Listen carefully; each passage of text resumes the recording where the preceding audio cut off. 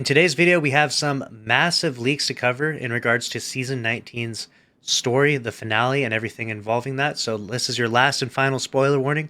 Click off this video if you don't want to have any information in regards to how the seasonal story ends. The last thing that we had was this cutscene that's here behind me. It's going to be playing on a loop.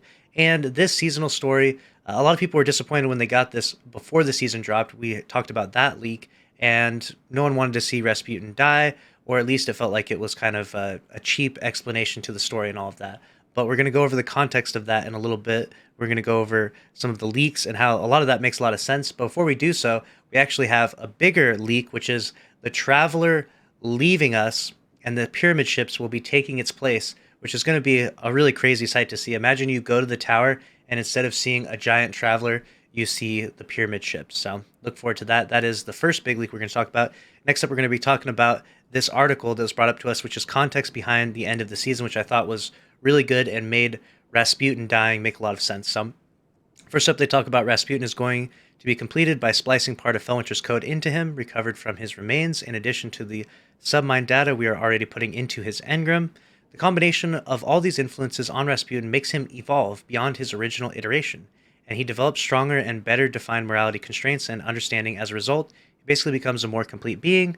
Rasputin, as a result of this new way of thinking, comes to realize the weight behind the actions he's done in the past, mainly the murder of Felwinter and the Iron Lords, and comes to regret them. He also comes to understand more clearly why he is distrusted and seen as dangerous, which conflicts with his main directive to protect humanity. The best way I can describe new Rasputin's personality would be similar to Vision from the MCU, an introspective, calm thinker that ponders on the nature of his existence and how he can define it moving forward. Rasputin reveals, this is the interesting part, Rasputin reveals that Clovis Bray originally designed him not only to safeguard humanity, but to destroy the Traveler. Clovis intended Rasputin to be a machine god that replaced the Traveler, one controlled by himself, of course, the abhorrent imperative, the protocol to attack the Traveler in case she decided to leave, which originally meant to be Rasputin's main directive, but Anna gave Rasputin the ability to think for himself by teaching him art, philosophy, history, and other things that Clovis thought meaningless, as we've seen in this cutscene. Rasputin therefore evolved beyond his original purpose, and he decided to disobey Clovis and not attack the Traveler during the collapse. Clovis has a hidden agenda throughout the season, where he intends to usurp Rasputin and take over Seraph Station himself by using the restored Rasputin's accesses. Initially, the plan is for Rasputin to use Seraph Station to rain fire from his warsats and obliterate the Wrathborn and House Salvation. There's a complication in this plan made by a discovery from Marasov and her Techians. Turns out Xivu Wrath has been preparing a massive ritual that only needs an overwhelming display of war to trigger it, which Rasputin is perfectly poised to do, as he is a machine of war.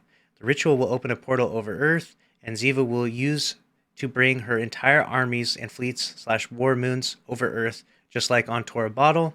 If Xivu takes over Rasputin's warsats and uses them, the ritual triggers. If Xivu doesn't take over the warsats and Rasputin is the one that uses them, the ritual also triggers. Basically, it's a catch-22. It's decided then to keep the conflict at a stalemate and maintain the status quo over Seraph Station by attacking it over and over. Rasputin begins to question himself for his failures against the Black Fleet in both the collapse and in arrivals, and his inability to oppose Xivu Wrath without empowering her and dooming humanity in the process. He begins to wonder if his existence itself is actually a danger to humanity, as he was built by Clovis to be a tool meant to cement his power and dominance, and his weapons are constantly sought after by those hostile to us: Clovis, the Hive, Vex, Cabal, Fallen, the Witness, etc. Basically, every single one of our enemy factions has at some point tried to seek to use Rasputin. Since Rasputin's entire purpose is to protect us, he begins to question if his existence is necessary at all, and if he should be better off dead due to the danger and risk he poses. At the end of the season, Aramis discovers the backdoor into Seraph Station we installed this week and disables it. Seraph Station is then finally taken over by our enemies, and the abhorrent imperative protocol is activated to fire all the warsats at the Traveler, which will trigger Xivu's ritual. We launch one last-ditch assault into Seraph Station, with Rasputin ready to take over the station once we reinstall the backdoor. The problem is abhorrent imperative can't be stopped once activated, so Rasputin concludes that the only way to stop it is to destroy Seraph Station, which can be done by triggering its self-destruct protocol, which only he can do. He needs to be fully plugged in to do this. However, he resigns himself to sacrifice in order to save us from annihilation and redeem himself for his failures and actions against the Iron Lords. Anna is devastated by this, and she considers Rasputin to be her child, but she understands the necessity and respects his choice. When Rasputin is plugged in, Anna is the one that activates the self-destruct. Rasputin leaves us a parting gift, which is the revelation of Neomuna's existence on Neptune, and that they have an uber-powerful paracausal artifact from the Traveler, which is called the Veil. This is what the Witness is searching for, and why Callus is in Neomuna in Lightfall. Rasputin knew this all along, but he didn't trust the Guardians fully enough to reveal this. By the end of the season, however, he has learned to trust and considers us worthy successors to his mission to protect humanity, and he trusts we can defeat the Witness, which is what he was never able to do.